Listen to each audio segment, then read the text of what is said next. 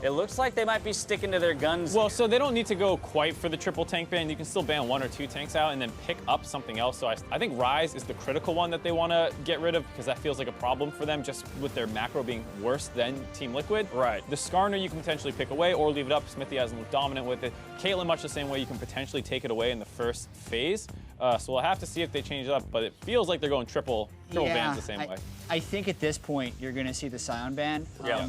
And Team Liquid has no incentive to change the bans from the first game since they've been blue side again. Like, so you would expect the Olaf, there it is. Yeah, and like, I didn't actually think in game 1 that Team Liquid had an amazing composition when they had the double power picks of Swain and Ryze, but also if they win the early game, they run over that game. I mean, so you would assume, and rightfully so, that the Swain still comes through first pick as we've just seen by Team Liquid. And now the question is whether or not C9 is going to pivot from game 1 or try and run it back and let that Skarner Ryze go through. I think you can look at how successful they were in the early game and kind of feel like, oh my God, they're going to do it. It could be a rubber match. They're going to do it. There's a chance this is that BM draft where they do the exact same things. Like, no. Well, I mean, we talk about TL's early game not being great, so maybe they're the ones who change it up. I would like to see one of the 2 teams change it up because it clearly favored TL's macro in the late game, and so TL can either try and simplify it a little bit, but with Ryze up and how good it's been for Pobelter, I feel like Team Liquid have a really hard time walking away from that pick. I agree, and we're seeing if this is going to switch to a Skarner in the last second, because that would be something to switch up. It doesn't happen. Then so Skarner Ryze. Skarner goes right away, and then the question is, do they do Ryze, or do they try and preempt the Gnar? Because they would know if this is the same as the Game 1 draft, which it has been up until this point. Interesting This is how you disrupt it, but, I mean, I would be scared because they just do pick Ryze, man. Yeah, they have the ability to take things like Camille into Gnar and you get more volatile matchups. Swain's really good in the top lane, and even though Impact is missing his combos, when he landed the root, he would put his W on top of where he was and then pull him forward. Switching off the Ryze. Wow. Because if you don't, I don't like it. Well, we'll see. They might I don't like it. They're not. They're not. Wow, changing it. they're going with this gear. The Ryze was so good. make that pick make sense for me. Why or where is that better than a Ryze? Potentially, if they go with the Gnar again here, like you can help push them out team fights or something. They already have the Ori pick, so it's not like you have to worry about the other team getting the Ryze. And this feels weird to me because if we're looking at Skarner like Swain, this is not high CC comp. Like I don't feel like where is Azir getting your attacks in?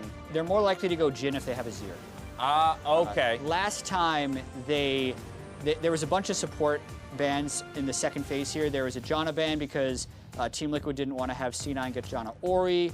C9 ended up taking Tahm Kench. Yeah, they banned Morg Braum on the C9 side. Yeah, Azir is kind of the DPS god of team fights, and that's where Jhin would struggle against tanks. So Azir gives you the tank busting that Ryze doesn't.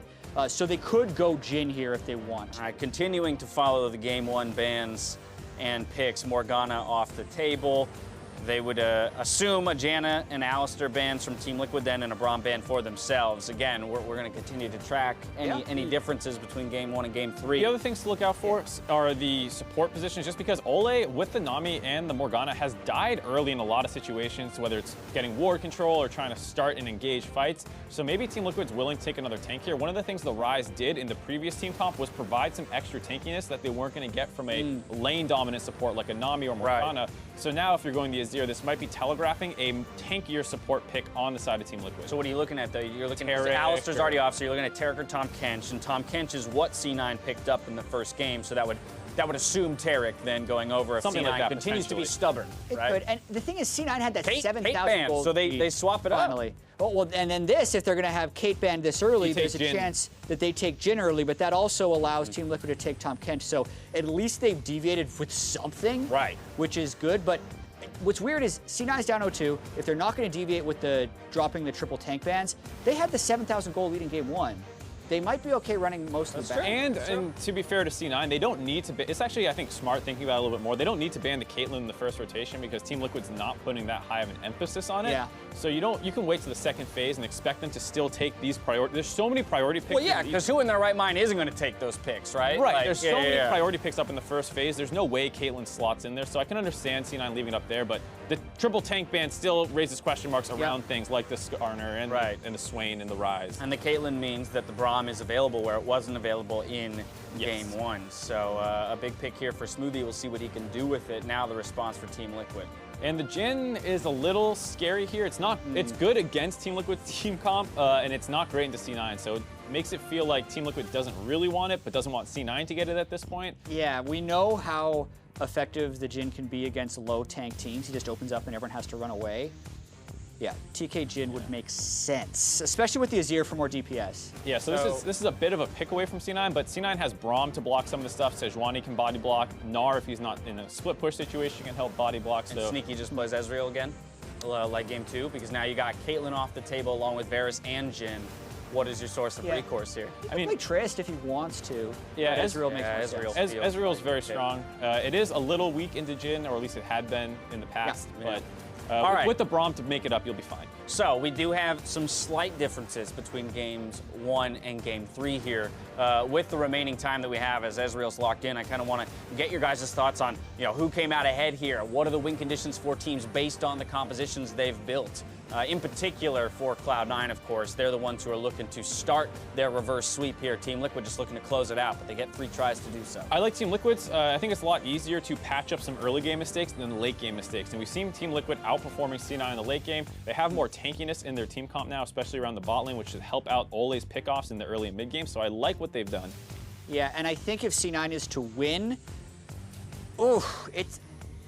you got to kill. That's a bad sign. You got to kill That's a bad sign right there. They have been able to get mid-game leads even if their composition hasn't shown it. So it's more about just being able to actually control objectives in the middle late game, which is really hard to do against Jhin and Tahm Kench at this point. So would you argue that the first 2 games were not decided by draft, and rather were decided by the play within the game, the macro, as these 2 teams had it? One more time, taking a look at the Rift, the players on it, and the champions rather, that they'll be piloting here in Game 3 of our best of 5. Cloud9 looking to strike back, pick up at least 1 win, and propel themselves to a Game 4, possible Game 5. We'll see if they can do it. Again, we've kind of highlighted the grimness of the situation. Yeah, it's the unlikelihood of the victory, but Dash, remember C9 had a 7,000 gold lead in Game 1, a 3,500 gold lead in Game 2. Yep. If they just win this game, they gain a lot of momentum back, get blue side back for Game 4, and could easily force a Game 5. It's still an interesting series. They are a fairly veteran team with a very veteran coach, so we'll see if what they've done in the break between Game 2 and Game 3 is enough. Time to throw it back out to the guys to give us the call. Thank you very much, Dash. Welcome to the game. Will it be the Team Liquid clean sweep, or will they be forced to play a game number 4? Cloud9 have had early game leads, but have tossed them away time and again. Liquid's mid to late game macro has consistently been better.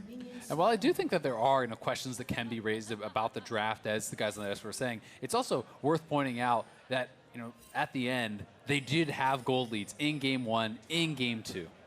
Well, let us know. Audience, read at the bottom of the screen, YouTube, Twitch, wherever you are, say TL, say C9, and we'll let you know how you all voted for those who don't want to read other people's Twitch chat, which I don't blame you for. And meanwhile, if you're looking at how, everybody won some more games here. And Cloud9, I think that if they, Team Liquid's coming back. Steve's getting in there, he's dropping some cash in the chat.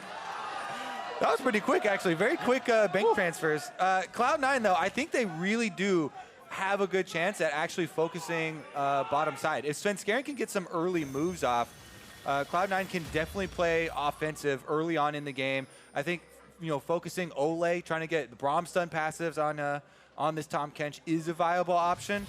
But Smithy has done a very good job of kind of negating Svenskeren early on in this series. So maybe we'll see this Skarner clear speed in action once again, and if they just focus on that, then he could just farm out the minion lead. Absolutely, right here. 1 CS so far missed for double it, perfect for Sneaky. Doesn't mean a whole lot in the grand scheme of things, as early shove also comes in for Poe Belter and denies quite a few minions away from Jensen. Once again, the same top lane matchup is over in Game 1, where Impact had the early game lead on Licorice, but eventually was out farmed. It was Liquid's macro though that won that game at the end of it all. First to 0 this series is going to be fun to watch for as Poe continues to push in. We'll see if Jensen can have the impact he wanted to have so far this series. And this is very interesting because, you know, the kind of different journeys that these two teams have taken throughout the year. When you look at TL at the start of the year, the expectations were extremely high with all these big ticket pickups. And then C9 on the other side of the table, the reaction from fans was pretty disappointed. There wasn't any superstar signings. It was this guy Licorice that, you know, a lot of people were kind of uncertain about. And they're the ones who came out of the gates a lot harder and a lot hotter, but it is really significantly cooled off. Yeah, the first half of the split for Cloud9 was outstanding, and everyone was like, oh my god, yes, Licorice was, you know, such a great pickup, and you know, they really proved a lot of the doubters wrong. Definitely dropping off in the second half of the spring split, and it looks like it's continued here into playoffs. Now this is where you have to make your last stand. You're down 0-2 in the series with not a lot of time left to play. C9 has had such a storied history. They have been so good at consistently making it far in playoffs, making it to the finals, making it into Worlds, all these sorts of things. And they're definitely not going to be satisfied, you know, without even getting to the third, fourth place match, without even getting to a semifinal. It's been a long time since Cloud9's really been shut out of the season so much, but might be the case here. The most famous example was a couple years ago. They got 7th and still made it to Worlds. That was a summer back when High was the jungler. But the gauntlet run for the ages. But of course, that was several years ago, and Cloud9 has consistently done better since then. Of course, the opposite was Liquid, which were a 9th place team not long ago, and will look to make it at least to the semifinals pretty soon. Yeah, Doublelift making an early appearance on Team Liquid.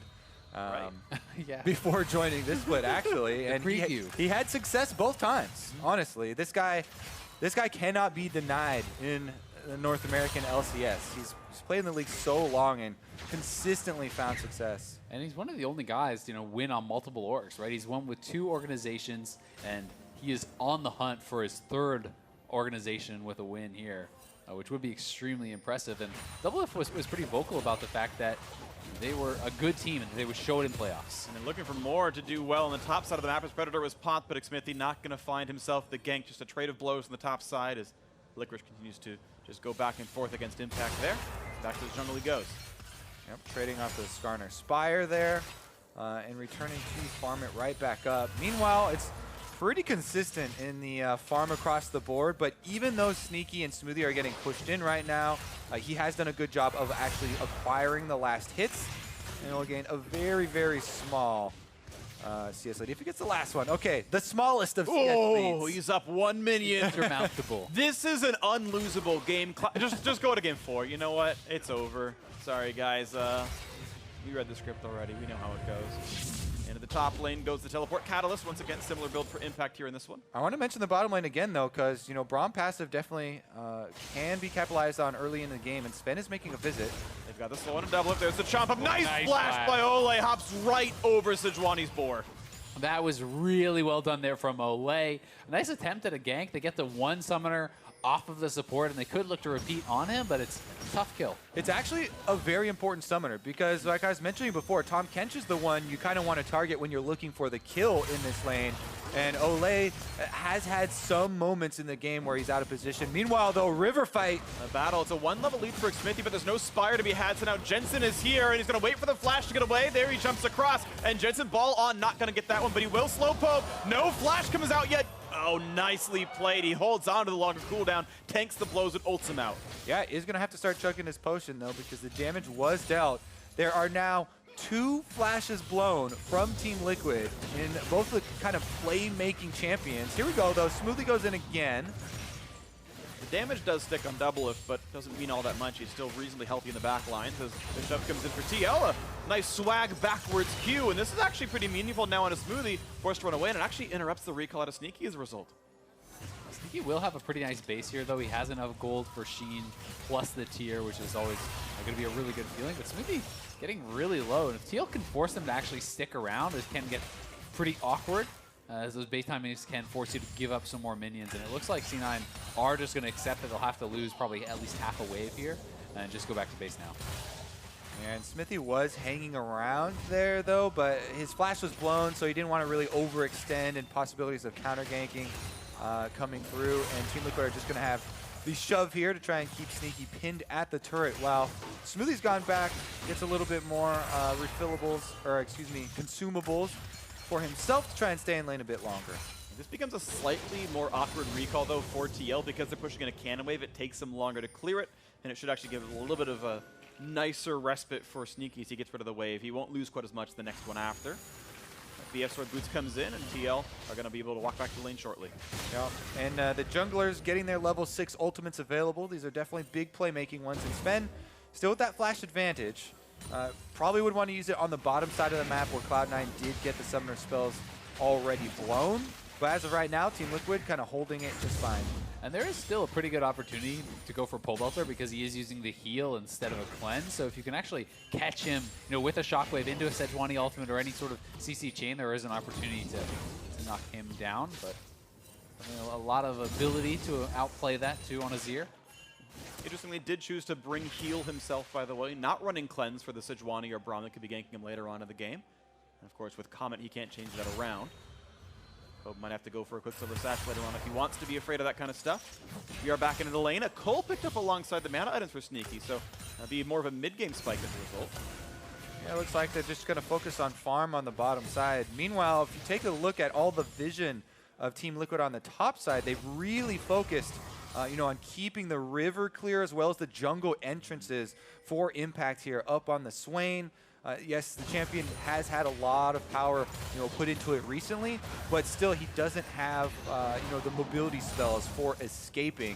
And they're just trying to keep enough vision up there so he continually try and shove in Licorice on the Gnar. And it has been a much more kind of stable top lane this time around, much more passive early game as these two teams are kind of feeling each other out a bit more. But Impact, again, he is electing to just go straight for the Rod of Ages. We saw he did not go back for a tier in the previous Swain game. Likely not going to do it this time around either, but if Licorice does have more of an even or even advantageous early stages, we saw how he can start to take over in that 1v1 later on once he has some MR, plus the Black Cleaver, plus even an Executioner. Yeah. Even though people have the Singed game very fresh in their minds where Impact was really taking over and making his presence felt, in game number 1, Licorice on the Gnar actually had a very decent showing himself, especially as far as the side lanes went a little bit later on. The teleport coordination, though, later on in the game is kind of where it did come into play for Cloud9, and they really got stalled out. And the play around Baron in general, right, which is kind of that linking piece, that has been where they've forced out a lot of advantages, forcing Licorice into TP in when maybe he wouldn't have wanted to. Here we go, now some pressure towards the bot side, a slow onto Ole. They actually got Flash and Cleanse available, so it could be pretty easy. Going to be going for the knockup. There's the stun. Actually cleanses early, but it's the pull back in. Smoothie might just lose his life. One more attack could kill him. He's running away, and the first blood does come through to Ole. So he's going to run right out as the curtain call kind of went the wrong direction. But now Ole brings in some reinforcements. However, Sven finds the slow, and there is no chase to be had. Smithy in the right place at the right time again, comes in for the counter gank there, and they're able to turn it around on Smithy. Yeah, a little bit of an overextension there for Cloud9. You could tell they really wanted to punish Ole, but as Freak said, the timer had passed for the flash, and even if he was able to get that, the flash was back up for Ole, could have gotten it afterwards. Meanwhile, Team Liquid happy to get that early gold in their pockets. They won't have to be dealing with such a big Cloud9 early game as we've seen previously in this series. Yeah, and here it is again, full commitment onto Ole, but he has that cleanse, and Smoothie just gets it turned around on Smithy, pulling him right in. So much damage going out, and able to knock down that support pretty quickly. And now they're going to try for the Mountain Drake here. Svenskeren does have the E auto attack plus smite available when he wants it. Smithy can jump with the Blast Cone. He's got smite as well, but does he want to trade his life? Well, he could flash for a Blast Cone in and then try and flash out. That's also true. And Pole Belter is here. They might just fight. And that's the reset on the Drake. Teleport coming in for Impact, which Cloud9 can see, they know about, and they will choose to keep Licorice in the top lane. So they've got to disengage this now, or somehow find a pick on an Impact. He's on the wrong side of this. He's going to find the root, but he's got to flash away from this one. So 2 summoners down for Impact. The Drake will go to Liquid, no problem. Big play comes out, but a good flash keeps the rest of C9 safe. A lot of health bars low as Sneaky's forced to run away, but Licorice did save the TP, and he got to push the top lane in. Yeah, not too bad there for TL because they at least got a flash from Jensen, but it is CS and pressure advantage up on the top side, so you're essentially trading some farm, you're trading that TP out for the Dragon. You need to be able to convert on that Mountain Dragon to make that worthwhile. And in addition to the TP, also impacts Flash, as he was kind of pinned up by the blue buff against the entire Cloud9 team. So C9 have a couple of options now with how they want to proceed with the Summoner spell difference. They did lose the Dragon, but as you said, some more experience and gold onto Licorice, plus a double Summoner spell lead. That could be very much paid forward if they can find the gank up there. Going towards the Summoner's Hourglass is Impact, but a flashless Swain can be pretty easily killed. The Rod of Age is only at 3 stacks, so not the most durable of champions. See if that does come through. Of course, it was an early tanky build out of Licorice, rushing Spectre's power to survive the lane matchup. Pobelter gets his farm, minus 3 CS, the blue up to be handed over without any issues. 800 gold lead remains the upgrade here for Team Liquid. The Mountain Drake, of course, in their pockets as well. The Mountain can be pretty impactful, especially when you do have these mid laners who can really punch down the bear. When you're looking at Azir or Cassio, those are the kind of 2 main culprits, I think, who can really shred through a Baron, and especially how much the series has revolved around the mid and late game play around that objective, because the early game lead that C9 has been getting have not really amounted into anything in game 1 and 2. Cloud9 have been unable, I should say, to actually play around those mid games. Would have thought the Roshan Drakes would let them back in game 1 actually play around that more and play a poke-based game, and that didn't come through. Continually, Liquid have played better in that regard. Pobelter hoping again to prove that he's really a top-tier mid laner. That was what was said at the very beginning of the year. He wanted to prove up against players like Bjergsen and Jensen and say, no, I deserve to be in that top-tier list myself. He was not part of the All-Pro team, but hope he can carry his team to a All-Pro finish here. Looking again. Sweep Cloud9, get past Jensen, one of the best mid laners, and square up against his next opponent afterwards in the coming week. Yeah, so much talk of who will be remembered, as we've seen in all the videos coming out from multiple players. I'll remember you, Kobe, don't worry. I'll remember you because I see your face every day. But will you remember me? Yes. Okay, that's 50. All right, thanks. Unfortunately, meanwhile, though, the continued objective focus here from Team Liquid coming to play. They've actually rotated away from the bottom turret and are rushing down mid turret. They're trying to make a big push for the first turret bonus gold, and they should be able to get it. Chunks coming through, and look how far back Jensen is playing. He is not poised to stop any of this. Turret looks like it's going to fall. There we go. Gold in the pockets of Liquid. And it's solo gold to Pobelter. That is, I love to see teams do that, because I think splitting the gold is so much less advantageous. So Smithy sees, hey, it's secured. I'll back off. Let's just power up this Azir really quickly. Yeah, let's go over the game plan here from Team Liquid, because it has played out quite nicely.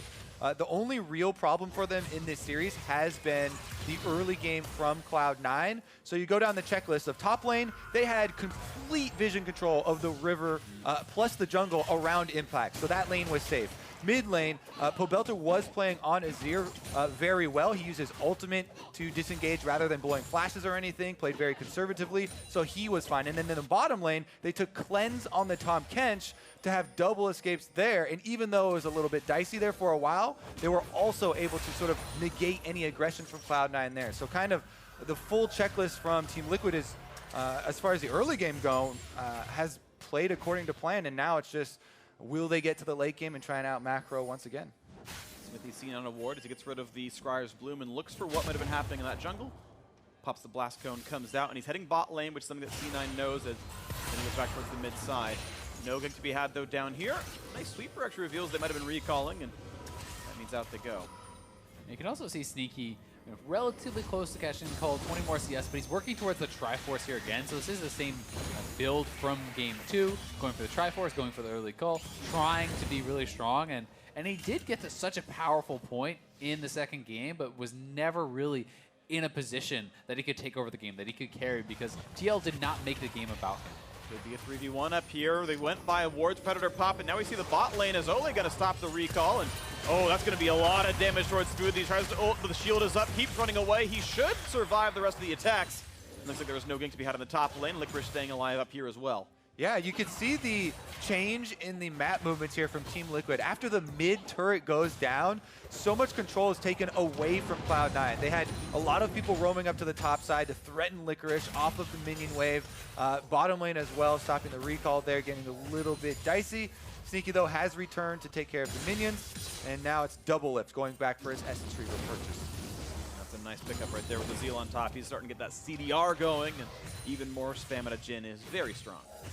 Yeah, definitely the case, and I'm really a fan of this build because it deals with tanks fairly well here too, compared to that of the kind of Ghostblade lethality style build. So it is all around quite powerful, and having that CDR, especially for the ultimate engage, is really, really effective. Yeah, we've seen the Jhin ultimate being so prominent here around the objective play. And speaking of that, 8 seconds on the next Mountain Drake. Cloud9, though, are the ones that are trying to jump on this one. They've got everybody in position early, placing control wards, even have some behind the Dragon Pit, looking to even up the score. They're running Licorice down as well, and the Swain of Impact shouldn't be too far off the map. I don't see him top lane. No, he's running back to his own lane, so it would be a teleport required to join this fight. Licorice is here trying to zone the team away. Pawelter and Xmithie waiting in the sides. Will they go for the smite? Looks like the teleport's coming in. Can they burn this down? Oh, it's going to be smited, but the flash still came through for Xmithie, but gets trapped over the wall and brought a teammate with him. But the stun finds Impact. Does not have his Zonias, but he's able to kite away. Still very durable. Shockwave is going to pull Poe back in. Mega Knight won't quite catch him just yet. Pushes right back out the Emperor's Divide. The health bar at 2, and Smoothie jumps in to make sure they can get that kill. Double kites away from the chair to the face. And now they're going to try to run away as the re-engage could be good. A giant slow courtesy of Vision of Empire. The 5 versus 4. Cloud9 able to walk away, but now Curtain Call wants another. Shield up for Smoothie. Getting lower and lower. He's going to survive this one as Sneaky takes one more shot. Oli looks for the lick. Not going to get anything. Out goes Cloud9. Drake plus kill theirs. Oh my goodness. That steal was at like 13 health, I believe. Svenskeren was trying to combo his permafrost auto proc damage with his smite. Yeah, it was. But Xmithie flashed in and got it right after the permafrost plus smite, and he was able to steal it away. That being said, Cloud9 do go for the chase here with Licorice's Mega Gnar coming in. Yeah, Sejuani did actually secure that, so it is one dragon apiece, but still, that was a very, very close call there, down to 13 HP. And so many little sidesteps in this fight for the Cloud9 members to be able to kind of escape with their lives at the very end, dodging Jhin Ws, dodging back and forth. Must have been like Cinder Hulk burn right afterwards. Cinder Hulk burn can kill epic monsters. Oh that's my God. what happened He there. calculated that in with his permafrost smite combo. The wrinkliest of brains. That was Darn making it happen. Yeah. All right, that was beautiful.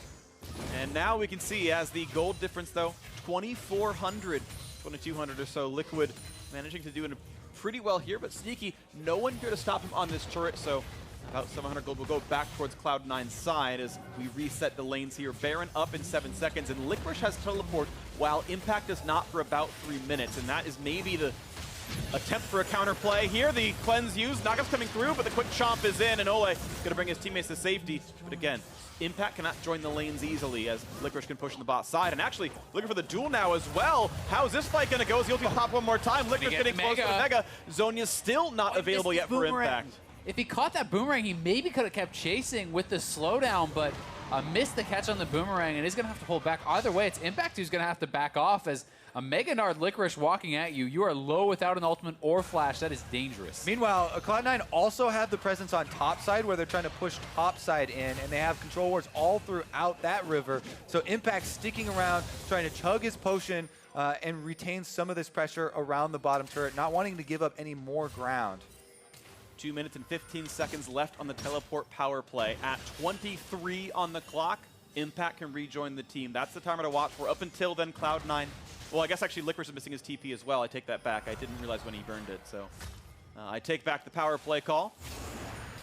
Either way, Cloud9 are trying to play for this side of the map. The control wards come down, turning off some of the traps, looking for maybe a pick or something. And the Baron Vision fight is beginning, right? You can see all the vision around that Baron for Cloud9. 3 pinks in the river. They're trying to control this area because they know that so much of the game has revolved around this, and they have been the ones that have been kind of coming out on the wrong side of those trades generally. In Game 1, it's Xmithie with the steal. In Game 2, it's TL with just superior macro play and vision control around that. So we'll see if C9 can kind of make some changes, talking to their coaching staff in between games. Looking for maybe something as Xmithie runs up towards the top side, knows where Sven is, but able to find the opening there and kites right back out. Oh, good damage there, and a good block actually by Smoothie as well. This is now a 20-minute game where TL have a gold lead this time around. The previous ones, they were comeback wins. This time, they're in prime position to close out the series. Yeah, and they want the game in this position to try and continue to make these plays around those big objectives. It's frustrating because both teams right now, You can tell how close the 1v1 in the side lane is between Impact and Licorice, as we just saw. And then the other side, you know, we have QSSs already coming in. Tom Kench still in the game. Even Smithy himself, the Skarner, going to be getting a QSS and kind of, you know, giving the same sort of feeling over to Svenskeren with the cleansable stuns there. Everybody trying to take away the possibility of being picked off and being the reason that the enemy team gets to sit up first around the Baron, try and make that big play. The wave clear is even going the way of TL. You're seeing Pobelter able to push in mid first as Jensen just sits under his turret. He's got a bit more farm, but doesn't always mean that much. Building towards some CDR with probably a Banshee's Veil coming in third. That's what it was last time around. There it is. Blue's stolen away though. Pobelter gets that one. And this around this time in the game, in game 1, in this previous Gnar versus Swing matchup, that Licorice was starting to take over. He was starting to really get advantages. Now the Black Cleaver was completed. He had that adaptive on top of it. So we'll see if he can start to really edge out more of these 1v1s and start putting pressure onto the turrets. If he can, that could do a lot of work for C9 to gain advantage on the map and maybe snowball that into something around the Baron. Yeah. Meanwhile, if they rely on this sort of play, they have to keep in mind the Abyssal Voyage, the Jhin ultimate opening up, you know, picking people off. So again, we're going to have very scary gameplay around that Fog of War. Sedge ult is used. Oh, not a lot found by Braum as Ole brings double to safety, but there is some time to knock down this turret. Quick root on the jungler. Now they're re-engaged with Curtain Call, but Smoothie very tanky. Jensen walks in, does not pull the trigger on Shockwave. Ooh. And now doesn't force the flash. Double at 400 HP. Might not be able to fight much more. Top lane is still split on the bot side, but Azir alone in top lane. Like this aggressive play from Cloud9, forcing it down middle, but Team Liquid are answering in the side lane here. Pobelter, the split push Azir. Man, Sneaky goes in for a burst damage combo, and they are eventually able to get the flash out of double lift, but side lane, little friendly exchange here. Nobody gonna get a large amount of priority. Pobelter gets the vision control on that top side of the map. Mountain Drake is alive. Tried to say Elder, and I knew that was wrong.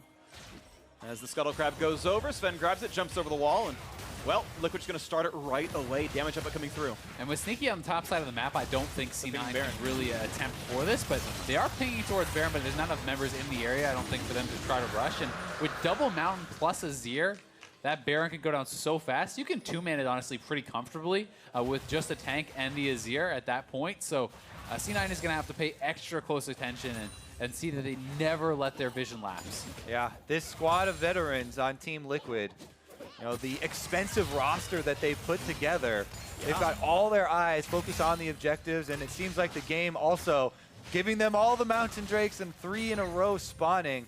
This is what the game is going to be about. It was such a funny road for the team because at the very beginning they looked like the actual #1 team. They were speed running for like through the second, third, and fourth weeks. It was like, wow, who can even stop this squad? And as we saw in the pregame show, they had such a lax like middle of the split where they started falling farther and farther down. They started losing more and more games, but now back on form right when it matters as playoff starts. And it's kind of interesting because Doublelift was saying, hey, everyone is saying we're getting worse, everyone is saying we're not doing that well, but no, we're just trying things out. We are a really good team, and we'll show that to you in playoffs. And everyone kind of laughs and says, okay, yeah, Doublelift, you always say something like that. But, I mean, here we are, right? They are looking to perhaps 3-0 C9 and show that dominant playoff form that was promised. Definitely true. I mean, they have 3 previous winners, you know, with Pobelter, Doublelift, and Smithy on that victorious CLG squad. Here we go, Smithy gets a pull. Looking for the kill onto this one. They found the front line. The knockback is there as well. A good ulti to disengage out of Smoothie, and this will be the team staying alive. A bit of a re-engage towards Oli at half HP, but Gray help will heal him up. Oh, getting low. Nice shots come through, but a good save out of Oli again with Tom Kench keeping him out. Shot does not quite find Azir. Wouldn't have killed anyway, but this does mean now some map control Cloud9 side. They're going right at Baron. Let's see if they have some more defensive. Okay, they're going to have a little bit of a check here. Sneaky, though, I like his all-ins here on Ezreal. He's playing aggressively, trying to get burst damage, trying to open up some windows for the team to take control of the objectives by pushing people out. And Licorice getting those advantages on the bottom side of the map, again forcing out the ultimate. Impact has to go back to base to prepare for any potential Baron. That means this will be a turret for Licorice in this side lane, and finally that payoff in this 1v1. And it's going to come through Adaptive Helm plus the Black Cleaver, and he's going to get this solo turret kill. And maybe, just maybe, Cloud9 can play this slow mid-game and find advantages via Licorice on this side lane. 30 farm up, finally gets the last outer turret of the game and puts the gold at only 1,200 apart. C9 still fighting for Baron control back and forth, and I wonder if this puts pressure on Liquid to find a more aggressive line of play, if they'll keep bleeding the bottom side of the map. Ooh, that's some damage. Yeah, get snared up there. Should be okay. Previously, you know, the last week we did see Sneaky on a less mobile carry, the Varus, and Team Liquid continuing and engaging on him. That hasn't been the case so far in this series. You know, Sneaky has been able to keep himself decently safe. Doublelift is the one who has not died the entire series, though. Yeah, he's been nuts. Cloud9 actually needs some time to themselves. Sneaky right now has money for Blade of the Rune King, but TL are already starting Baron Nashor again with double Mountain Drake. It's going to be pretty quick to kill. And look how far back Cloud9 are zoned. You mentioned it was doable. That's a and there is right no there. face check. Another root comes in. It cannot be stopped. And the pickup is there, nicely played. Impact in the front line. Does not yet have the ultimate. The health bar running lower. Ole grabs him, flashes away, and Shockwave gets almost nothing. Fine. They're looking for the re-engage. Mega Gnar into 2. They're going to find the first kill in the second, only losing 1 so far. C9 looking for the chase down. Impact gets low. Does not have flash. Does not have a way out. The ulti buys a few more seconds. As Ole does grab him for a sec, but it doesn't matter. A triple out of Sneaky. Ezra looking for some more kills. The blast cone, but there's nowhere for Ole to go.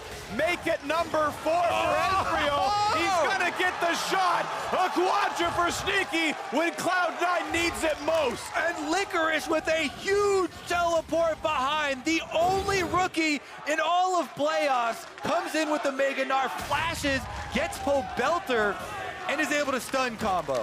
And TL go for the decisive Baron play. They actually secure the Baron, but they don't have enough left in the tank to fight afterwards. So here it is, the 2-man Baron play. They secure it, but Impact, no ultimate available. The Zhonya's is used. He gets chunked down so heavily before the play starts, and then Licorice over the wall, flashes in with the Mega Gnar, a beautiful scoop, catching 2 into the wall, and the fight is done. Yep, Cloud9 able to chase him down afterwards, and then the mini Gnar here. Licorice gets his speed boost off of Hyper. He's able to continue the chase, even over, to Ole there. Yeah, I really like the clever use of actually the Abyssal Voyage just for the little gap closer to get over. It doesn't get either of them out, but not something you often see.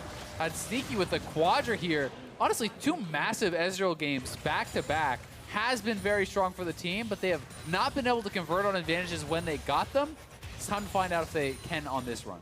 It's the first time all series Cloud9 have won a team fight after 20 minutes, though. And if there's a way to come back, it's actually seeing fights like this. Licorice, of course, with that great TP. And despite that Cloud9 victory, Team Liquid's still ahead in gold, and they have a surviving Baron buff on Doublelift with which to try and push. It's going to be really interesting here, too, to see how much emphasis is put on knocking down turrets and how much is around preparing for this Infernal Dragon, because that is another really big ticket dragon, and that buff, especially 30+ minutes into the game, becomes exceptionally powerful. But TL have the inside track and will knock down a turret quick. Oh, the pullback on a Smoothie, but jumps right back out with the team. Gonna get grabbed, though. QSS pop, the ulti on the top lane as well. The Azir turret keeping them safe. This might not be a dive they want, looking for impact. Pops the Zhonya, Smoothie stays alive. The nice chomp in, and Ole just keeps the entire team safe. These kills can't be found. A nice knockback. Sven not long for the world, and they're gonna find the first one on TL side. Pope gonna get traded back, though, and that is a more important champion to die. Shockwave gonna full air ball, but Impact is gonna lose his life. 2 more kills in the favor of Sneaky as another slow comes in towards Ole. Mega Gnar is here for the quick stun, and they're gonna get the chase down. Ole's Tom Kench cannot survive this encounter, blast cone or not. 3 more kills for Cloud9. Sneaky is just on a warpath here. 6 kills on the Ezreal. Now they're going to start up the Inferno. Smithy does have Smite and Flash available. Is he happy to trade his life? It's going to reset, and there's some vision. Control wards are down. Looks like it's going to be a slower play out of the C9 side. There's no Smite because Svenskeren is dead for Cloud9. Ooh. Yeah. They don't want to give up the extra kill in exchange. And I like how they played it. They made sure they baited out the only stealing abilities. The W went down. Okay, time to hit it. So here it is again. TL with that Baron buff wanted to get the turret down mid. They do so, but the collapse comes from C9 on all sides. And beautiful ultimate from Svenskeren, kind of wrapping it around Ole there to interrupt the Jhin ultimate. And the pressure is just coming from so many angles that you can see a lot of the damage dealers from TL are not able to really focus fire anyone down. Yeah, and Impact there on the front lines. You know, he gets focused down, then they try and get him out, but there's not much he can do after, and they end up cleaning up the kill anyway. Sneaky getting 2 of those for himself. Such a beautiful job of finding Probe on the left side of the site and finding that snipe. No recall stop for Doublelift. Licorice will remain on the split push side of the map. Equal drakes on both sides, but TL's mountain drakes don't do anything in an actual fight. And we again have, it's Sneaky here with another item completed above his opponent. He's on those 4 completed items for Ezreal. He is going to be monstrously strong. Gonna have to see if they can find this pickoff though onto Licorice. Jump into Meganar, but Smithy is here. The stun's in, and they're gonna go for a trade on the other side. Pavota does not have a way out of this fight as the stuns come through. Smoothie waiting to make sure it all happens. Ulti comes across, and that is a kill picked up. Meganar still running in the picture-in-picture. The snipes come through. Double gonna grab that one, so a trade of 1-for-1 solo laners down on both sides. Yeah, picks on both sides, but minions not in place. So Cloud9 trying to push through mid instead, and they do interrupt a recall. But with Double get a wave through, they might not get the turret out of this one. The health bar is quite high. Puts in the spells, Vision of Empire helping, and actually some nice, pretty cheeky wave clear out of TL means his turret will still fall, but with not enough minions to keep pushing forward. Now they jump in for a slow. They've got another one now onto Smith. He has to flash to stay away from that one. That is dangerous. That Ezreal's so strong. You get tagged by a Braum Q, you could get run down. Yeah, Sneaky continually arcane shifting in, uses Blade of the Rune King to try and get the slows down to allow allies to hit skill shots. He's doing everything he can with this lead to create openings, take out health bars of the enemies, but Cloud9, they still have a lot of work ahead of them. The gold now basically even, and the dragons as well. All right, partial reset here is Baron spawning in 125. Smithy gets some control for himself, but he's just not very tanky. QSS Righteous Glory are his tank items outside of the Cinderhulk. Another thing worth noting is there's no armor here on Svenskeren. Just now his armor being picked up on Licorice, so Doublelift does not feel like he has to go for a Last Whisper. Instead, he's going for that 100% crit type build. He has his IE, his Essence Reaver, he's going double Zeal, so the amount of damage if he gets a 4th shot on a critical target will be tremendous. And that has been, Team Liquid drafting double AP solo laners for the majority of this series. We've seen it on the Caitlyn, the big damage numbers came there. It's the benefits of being the only attack damage threat. Pobelter, here's the pick on the other side of the map. That was the very beginning. Cloud9 made the collapse just as Team Liquid made the opposite move. A trade of kills across the map. Not too impactful, but it honestly kind of has been a bit troubling as a TL fan to see Pobelter and how often he does seem to get picked off in these side lanes, because in their losing games, it has felt to me like a bit of a pattern. Absolutely, and it's even building strangely. I'm pretty sure, again, that there's no Needless Large Rod plus Blasting One items left in the game. It's the old Death Cap build order. Could just be for temporary AP, but a little bit interesting there. The pull in, though, they might find Sneaky, has to jump right back, and here comes the possible re-engage. But look how low Smithy is, pulled right back in. Sneaky a bit low, has to respect his lifesteal, but has 2 items for that one. Now Ole, again, being run down, has Cleanse, has Flash, Vision of Empire going to miss, and a very low health bar front line. As the chase can continue for Cloud9. Pobe on the wings, that means one of the carries can't join this fight anymore.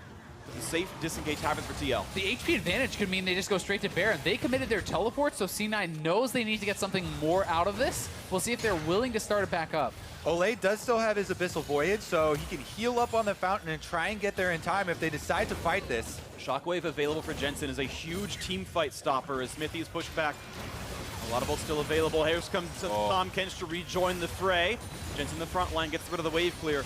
And looks like it's going to be the big play. And a Pobelter finds the 2-man shuffle. They got the pullback and 2 kills already, Liquid. That was absolutely beautiful. Sven's forced to flash, but he's still rooted and Impact is in for the chase. He's going to get the pullback as well if they want it.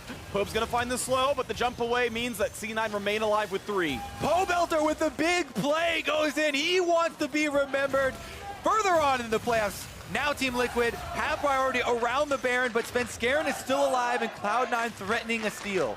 Yeah, they're going to start it up. We'll see if they can get a turn here. TL still not starting, actually. They're trying to bait over the wall. We'll see if Impact can find anyone. Sven has ult. Sven has Smite. This can make it very difficult to play for this one. Sneaky slowed down and will stay alive. It looks like the 3 members kiting well enough. 15 seconds on Jensen, 5 on the Braum of Smoothie. This is the start on Baron. A pullback. This could be big damage. Sneaky has to QSS and Arky shift away. Once again, Sven has the smite. The wards go up and down, and Division is cleared yet again. They're trying to zone him away. Impact's doing his best as well. 3 doesn't help. The ult coming across the spot. Some more vision. Across the wall. Not going to land the smite. Well done by Xmithy. And now the re-engage with the shuffle means an extra kill comes through. Pobelter finds the credit for that one.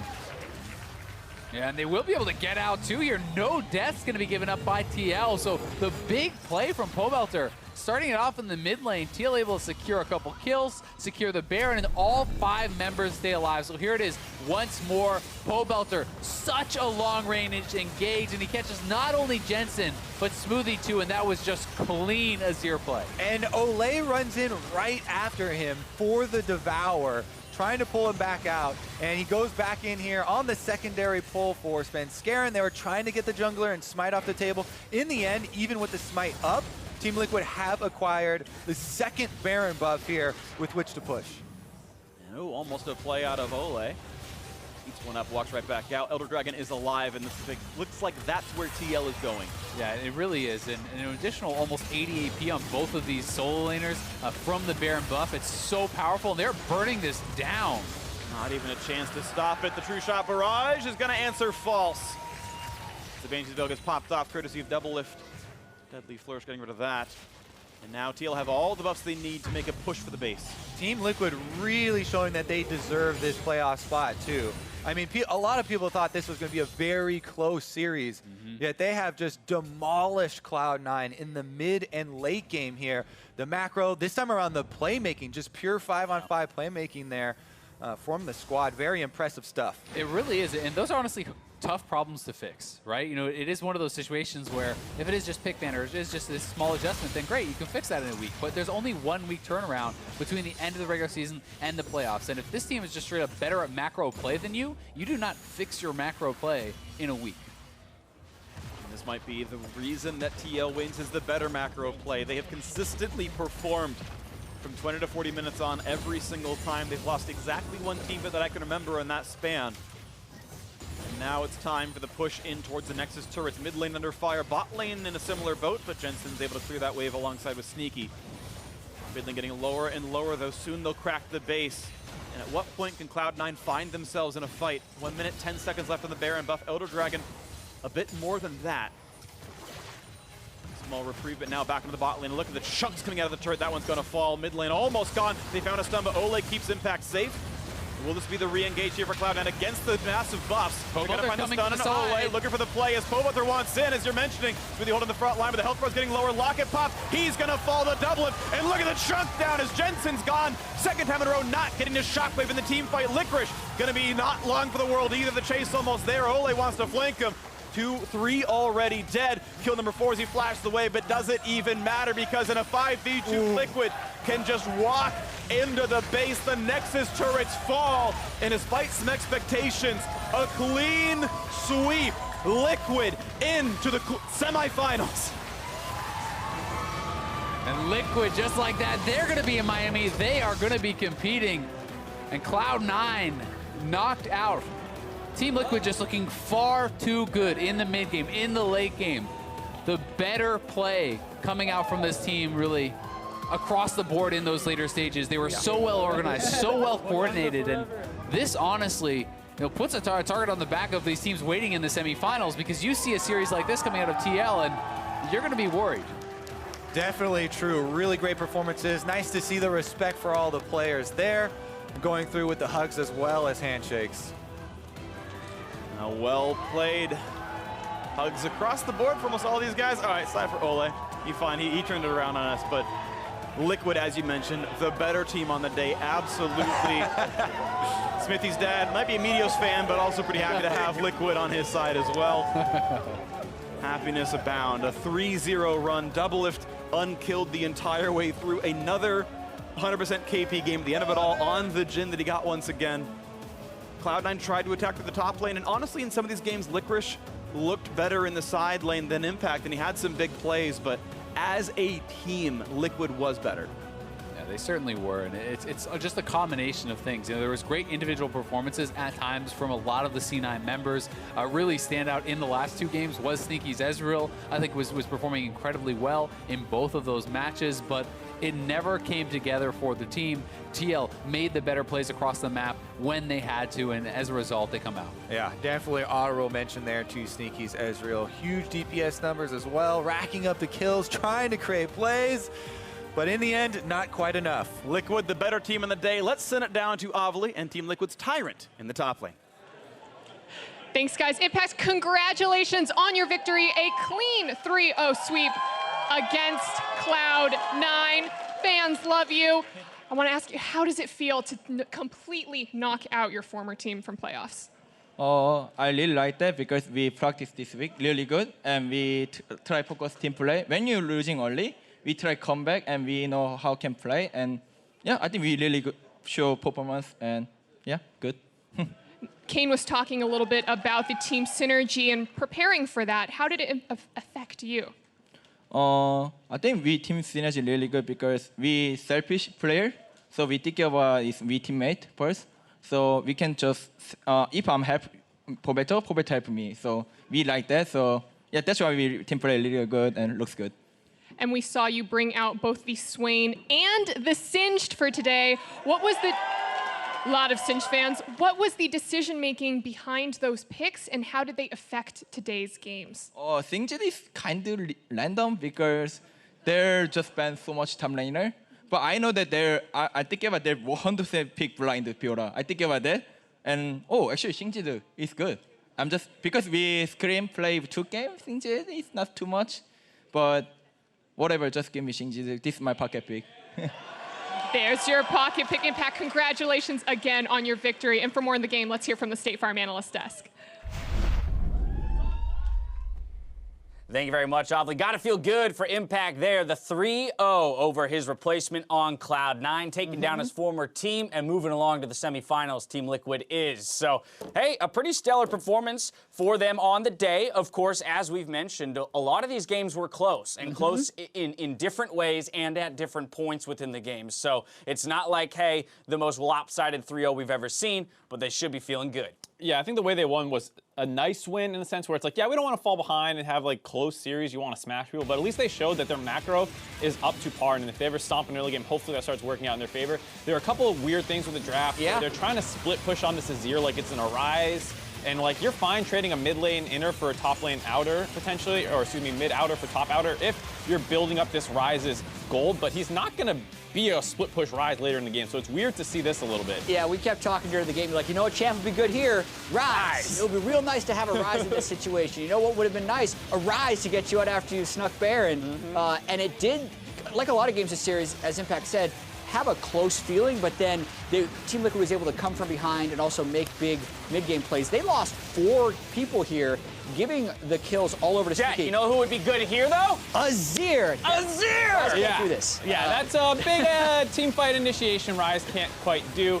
And this was really huge because TL was struggling a little bit. Impact was having a hard time getting involved in the team fights exactly how they needed to. After they got that fight, they then turned to this Baron. Sven tries to get over there over the wall, could not time it quite right, so he goes down. And then with this Baron buff, they've now made a really big lead. C9 getting a little desperate, want to pull the trigger, but you know, it's pretty much over at this point. Yeah, you can see how big Swain has become with items. He just walks forward, as well as C9 having to run away from the Jhin ultimate, so not much C9 could do to repel that final push. You know, and referencing Impact's interview there with Avli, I think it does speak to Kane's preparation. Again, I'll return to some of the things we were talking about on the outset of the day. Was the very veteran practice coach of Reaper on Cloud9 against Kane, who hasn't had as much high-intensity experience in best of fives, and here they come with that pocket pick Singe prepared, as well as, you know, a better understanding of the macro game. As Impact says, practice has been going well for them recently. And it felt like they had a pretty good read on what was going to happen in the series, always having something prepared for C9, banning out all those tanks. Doublelift also reacting well to the Caitlyn bans. Once that gets taken away, the Jhin here working with the double AP mages. Speaking of the man, let's go ahead and send it back down to Avli, who's standing by with Team Liquid's Virtuoso in the bot lane. Thanks, guys. Doublelift, congratulations. And with that victory, you and Liquid are back on track to finishing 4th. But memes aside, how did it feel to take down Cloud9 3-0? Yeah, nothing gets between Liquid and 4th, so, you know, they had no chance. But actually, though, I think we might have overestimated them. That was not the best 3-0 that we've ever done, or I've ever done. It actually felt really messy and, like, really tense. But I guess when coming in, I really thought Cloud9 was gonna like really change up their whole style. They were gonna Licorice was gonna learn how to play a tank. They're going to maybe play like a different style, but I think they just really are doing the same shit. I mean, they just gank for Licorice. they're trying to gank Impact. I think we were really like getting in our own heads about like, oh, what are they doing next? What are they doing next? But I think like in the game, we should have just read, what are they doing now? And then the series would have been a lot easier. But I'm still happy that we won. Still took them down. Now we heard from Cloud9's side, but I spoke with Kane earlier today, and he said that Liquid's team synergy is the best that it has ever been, and especially for you and Ole in the bot lane. So what can you tell me about that relationship, and how did it affect your performance today? Well, I think early in the split we were really boosted, and we were losing every game, 2v2. Oh, not every game, but a lot of games that I feel like against weaker teams, especially in NA, like I should feel so confident going in that I'll always win 2v2. But then, like, I guess in the last couple of weeks, we really picked it up. I think me and Ole had a lot of like heart-to-heart conversations about like, you know, how should I go about like giving him feedback? And he also really like matured and was able to take criticism a lot better. And I think like maybe in past teams, like with Cody Sun or whatever teams he was on in other regions, there wasn't that same like level of criticism. So at first we were doing really poorly, and I wasn't being very productive. And then afterwards, I think we started getting productive. I think like probably like week 7 or 8, we started actually getting better. And so now I guess we're all right. I mean, we're inting some games, but I think some games are doing good. Well, you are doing well. You guys looked incredibly strong today. Heading in for the rest of playoffs, is there anyone who can stop you? No, not for ESM, not 100 Thieves. I think we're already practicing for MSI. Already practicing for MSI. Thank you, Double Lift. Always good hearing you sounding confident. And for more, back to the desk.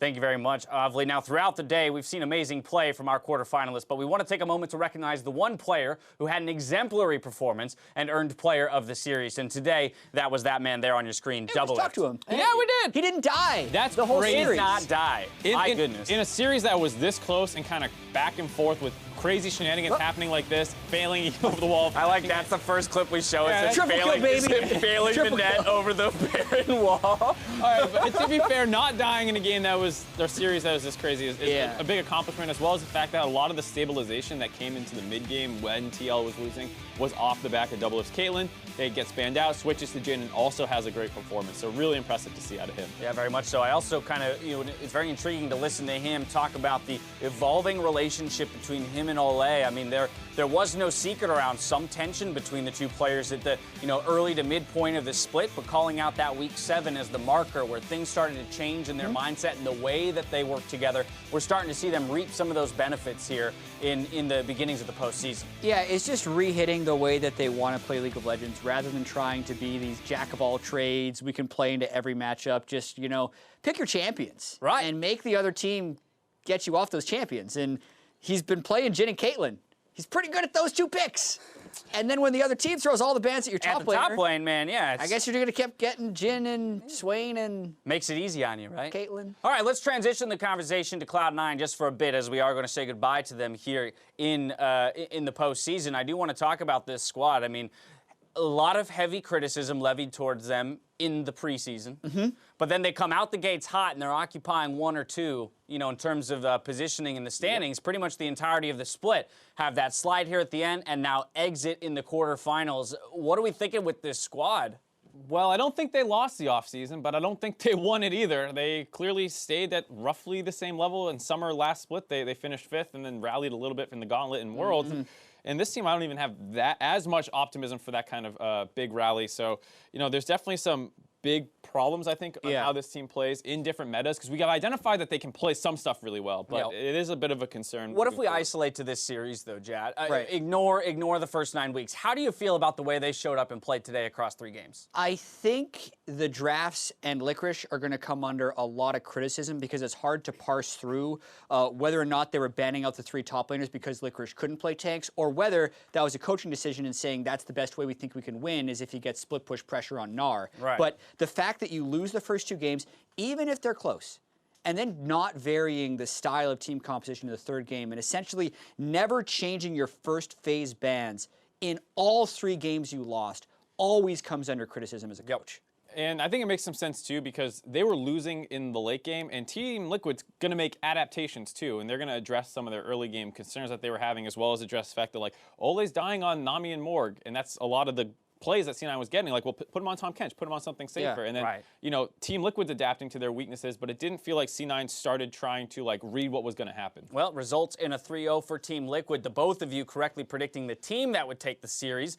Game score, not quite, but let's take a look at how the bracket is shaking out. Team Liquid promotes to the semifinals, but awaits to find out their opponent after the results of tomorrow's match because of that dynamic seeding. We'll see who comes out on top as the 3rd seed TSM faces the 6th seed in Clutch Gaming tomorrow. We're going to stop down and talk about that series ahead of us tomorrow on Sunday. Yeah, very quickly, if TSM wins, that means Team Liquid will play 100 Thieves and TSM play Echo Fox, whereas if Clutch wins, Clutch plays 100 Thieves and Team Liquid plays Echo Fox, because the highest seed will always play the lowest seed. That's what we mean by dynamic reseeding. But I do think TSM comes into that game as pretty hefty favorites based on the way they finished the regular season. And if this series is any indication, that momentum we saw in Week 9 has carried over pretty strong. We're on the same patch. You have one other week to prepare. It's not like those 2-week breaks we've had in the past seasons because of the promotion tournament. So it's going to be tough to reverse that momentum if you're Clutch Gaming. What about for the flip side, Clutch Gaming? Top of the day, we saw a little bit of a snippet from Apollo. He says normally he looks at those banners hanging in the battle arena and he says